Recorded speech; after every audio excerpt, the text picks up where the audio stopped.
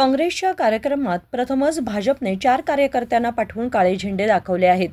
जर ही प्रवृत्ती सुरूच राहिली तर संपूर्ण राज्यात तुमचे कार्यक्रम काँग्रेस होऊ देणार नाही असा इशारा उपमुख्यमंत्री डी.के. शिवकुमार यांनी दिला। सोमवारी बेळगावमधील सर्किट हाऊस येथे पत्रकारांशी बोलताना त्यांनी सांगितले की तुमच्यामुळे महागाई वाढली आहे, याचे उत्तर द्या। महागाई विरुद्ध आम्ही जनतेला न्याय मिळवून देण्यासाठी लढा देत आहोत। ಇಡೀ ರಾಜ್ಯದಲ್ಲಿ ಎಲ್ಲ ವಿಭಾಗ ಮಟ್ಟದಲ್ಲಿ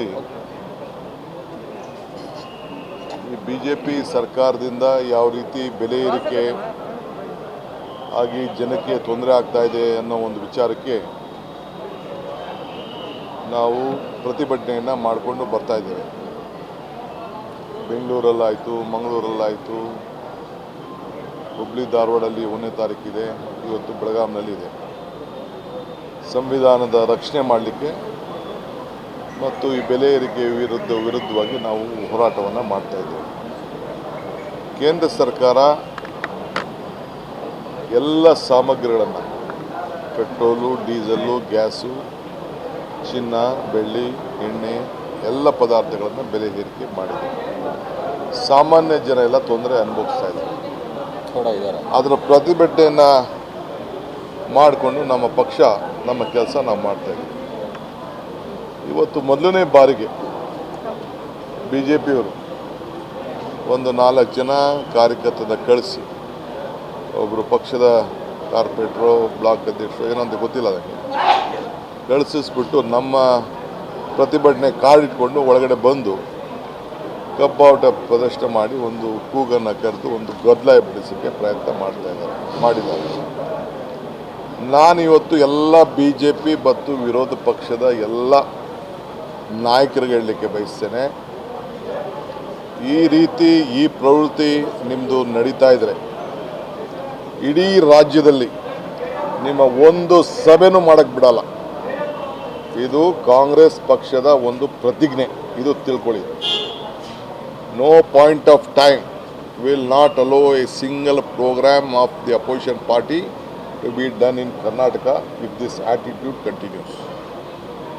ಇವತ್ತು ನಮ್ಮ ಕಾರ್ಯಕರ್ತಕ್ಕೆ ನಾನು ಒಂದು ಕೂಗನ್ನು, ಸಂದೇಶವನ್ನು ಕೊಡಬೇಕಾಗ್ತದೆ। ನೀವು ಹೋಗಿ ನಿಮ್ಮಿಂದ ಬೆಲೆ ಏರಿಕೆ ಆಗಿದ್ದು ಇದಕ್ಕೆ ಫಸ್ಟ್ ಉತ್ತರ ಕೊಡಿ। ಯಾಕೆ ಚಿನ್ನದ ಬೆಲೆ ಜಾಸ್ತಿ ಆಯಿತು, ಪೆಟ್ರೋಲ್ ಆಯಿತು, ಡೀಸೆಲ್ ಆಯಿತು, ಗ್ಯಾಸ್ ಆಯಿತು, ನಾವು ಅದಕ್ಕೆಲ್ಲ ಸಹಾಯ ಮಾಡಬೇಕು ಅಂತೇಳಿ ಇವತ್ತು ನಾವು 52,000 ಕೋಟಿ ರೂಪಾಯಿ ಜನರಿಗೆ ಕೊಟ್ಟು ನಿಮ್ಮೆಲ್ಲರ ಬದುಕಿನಲ್ಲಿ ನಾವು ಕೂಡ ಒಂದು ಭಾಗಿಯಾಗ್ತಾ ಇದ್ದೀವಿ।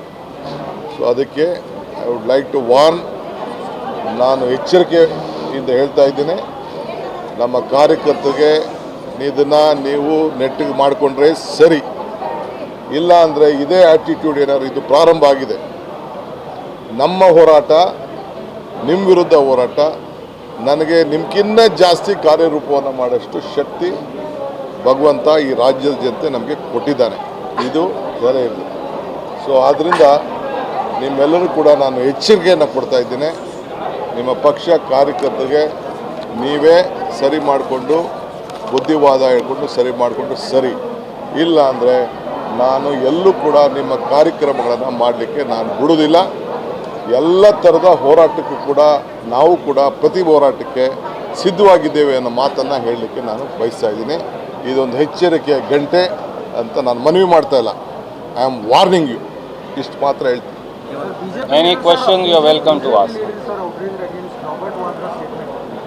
Such incidents are happening because Muslims are suppressed in this. ते पुढे म्हणाले की केंद्र सरकारने महागाई वाढवल्याचा निषेध करण्यासाठी आणि संविधान वाचवण्यासाठी काँग्रेस संघर्ष करत आहे। विनोद कोलकार, KMM मराठी, बेळगाव।